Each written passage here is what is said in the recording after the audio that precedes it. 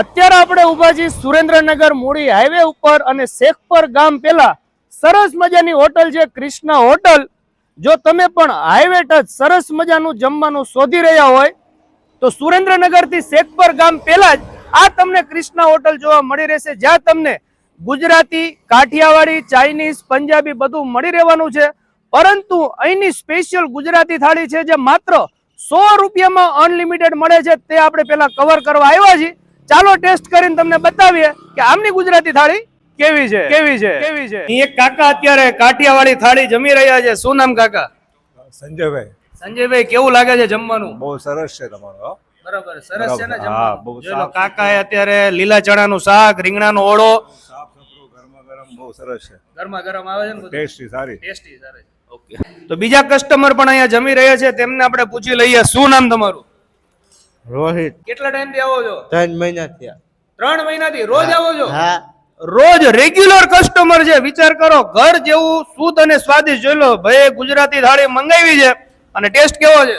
એક નંબર. એક નંબર ને. હા. કયું ગામ કાકા તમારું? લીમલી. લીમલી થી આવો છો? ગુજરાતી થાળી મંગાવી, ગુજરાત થાળી કેવો ટેસ્ટ કેવો છે? અસલ. અસલ ને અનલિમિટેડ છે ને? અનલિમિટેડ ખાલી 100 રૂપિયામાં? 100 રૂપિયામાં.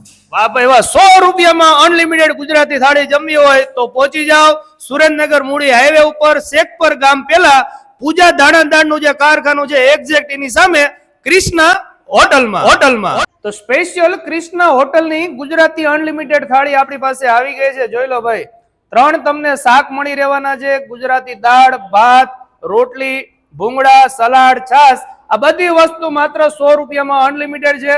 વાત કરી દઈએ ટાઈમિંગની તો બપોરે 11 થી 3 અને સાંજે 7 થી 11 માં તમને આ ગુજરાતી થાળી મળી રહેવાની છે. પાર્સલ જોઈએ તો પાર્સલ ની અંદર પણ તમને ગુજરાતી થાળી મળી રહેશે.